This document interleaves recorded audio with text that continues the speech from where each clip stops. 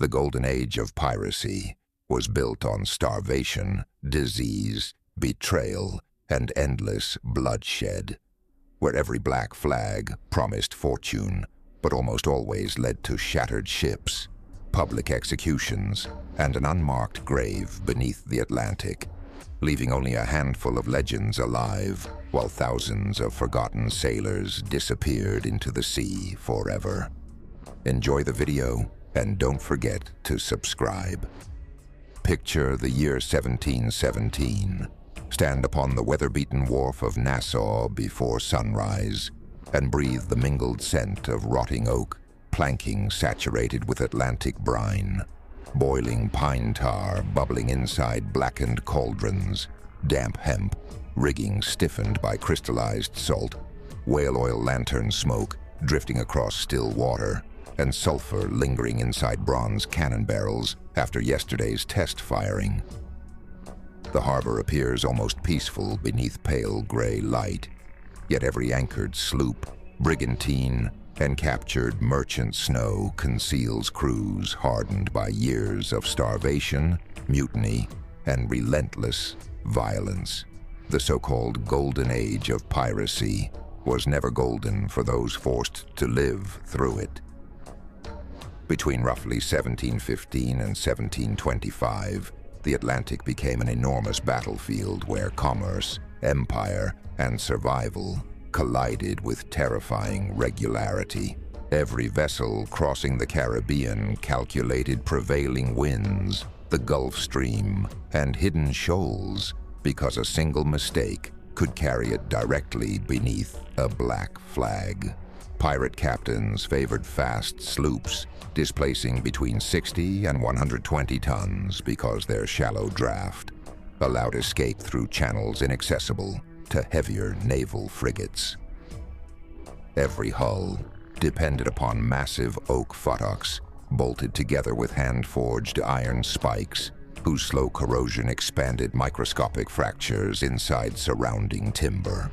Shipwrights constantly replaced damaged planks during careening, when vessels were hauled onto beaches and rolled upon one side, so marine growth, teredo shipworms, and barnacles could be removed before speed declined.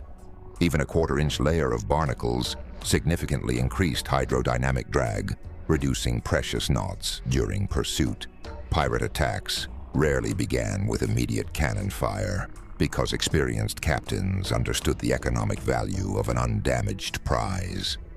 Instead, they exploited fear. Black flags appeared first upon the horizon before colored signal pennants vanished beneath smoke-blackened yards. Merchant captains knew resistance might condemn every soul aboard.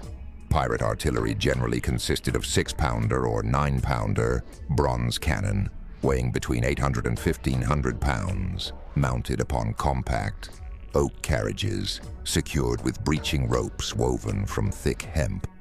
Their barrels contained approximately 88% copper and 12% tin, producing durable bronze capable of surviving repeated thermal expansion during firing.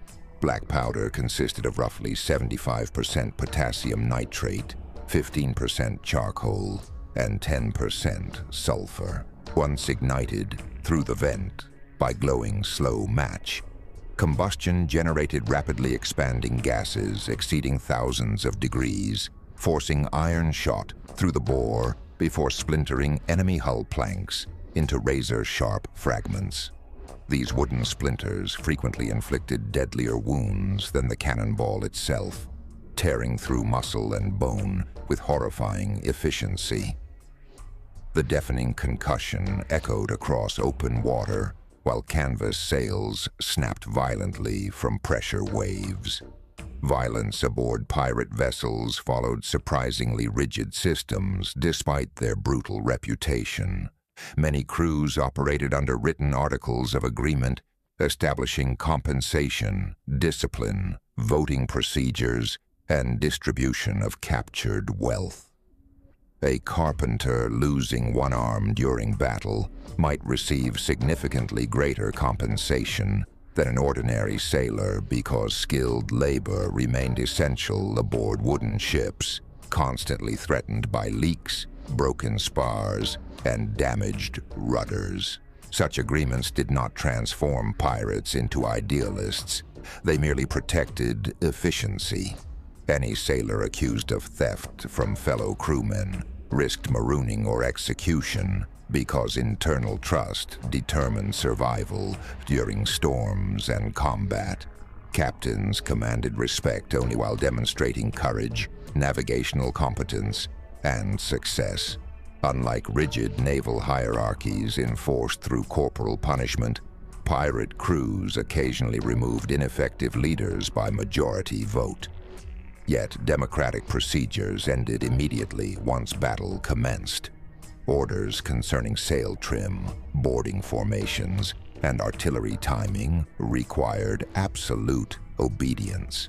Delay during boarding actions lasting mere minutes could transform victory into annihilation beneath disciplined naval broadsides. European empires fueled piracy as much as greed. Decades of warfare had produced thousands of unemployed privateers who previously sailed under letters of marque, authorizing attacks against enemy commerce. Peace treaties suddenly rendered experienced fighting sailors jobless, while leaving countless armed vessels available for purchase. Many simply ignored changing political realities and continued seizing merchant shipping without legal protection. Spanish treasure fleets carried silver mined in the Americas, while British, French, and Dutch merchants transported sugar, tobacco, indigo, cocoa, hides, and enslaved people across interconnected trade routes worth enormous fortunes. Every convoy represented opportunity. Hurricanes scattered fleets, reefs grounded overloaded merchantmen, and inaccurate charts created isolated victims far from naval protection. Pirate lookouts climbed rat lines before dawn, carrying brass telescopes whose polished lenses revealed distant sail configurations. From masthead height, approaching 90 feet above sea level, additional visibility extended precious miles across Earth's curvature, providing vital minutes for pursuit or escape. Weather determined survival as completely as courage, because sudden squalls could shatter topmasts, split canvas, and scatter entire squadrons before a single shot was fired. Life beneath the black flag rarely resembled romantic legend. Fresh water stored inside wooden casks gradually acquired unpleasant flavors from tannins, bacteria, and microscopic organic contamination despite careful sealing.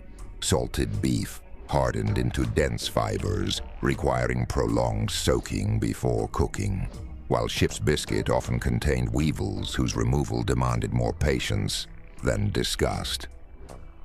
Scurvy silently attacked crews deprived of fresh produce, weakening connective tissue until gums bled and old wounds reopened. Tropical heat accelerated spoilage, while humidity rotted spare canvas, weakened cordage, and encouraged fungal growth throughout cramped lower decks. Rats consumed valuable grain stores, forcing constant trapping efforts. Every sailor slept within confined spaces surrounded by tarred rope, damp clothing, loaded muskets, spare spars, and rolling cannon, whose restraining tackles required continual inspection. Storms transformed decks into deadly landscapes, where green water crashed across planking with crushing force, capable of sweeping armed men directly into the sea.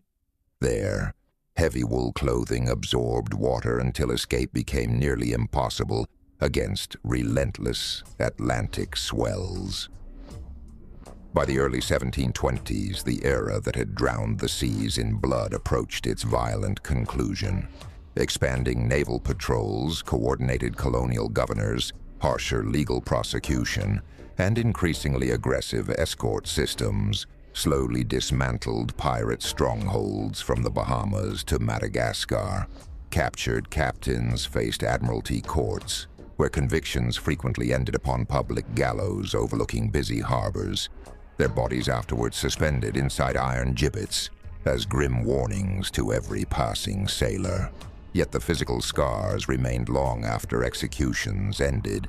Countless merchant hulls rested upon coral reefs with fractured keelsons and shattered tumble-home planking, their cargoes scattered across the seabed beside rusting anchors, broken carronades, bent cutlasses, ceramic jars, and warped navigational instruments.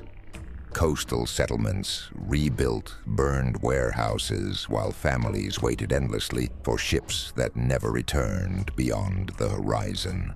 The true legacy of piracy was never buried treasure but economic disruption, shattered communities, interrupted trade, and generations shaped by fear whenever unfamiliar sails appeared against the morning sky. Behind every legendary captain stood exhausted shipwrights, replacing split frames, coopers repairing leaking barrels, surgeons amputating shattered limbs without anesthesia, caulkers forcing steaming oakum deep into widening seams, and ordinary sailors whose names disappeared beneath waves that remembered every battle, even when history forgot the men who fought them.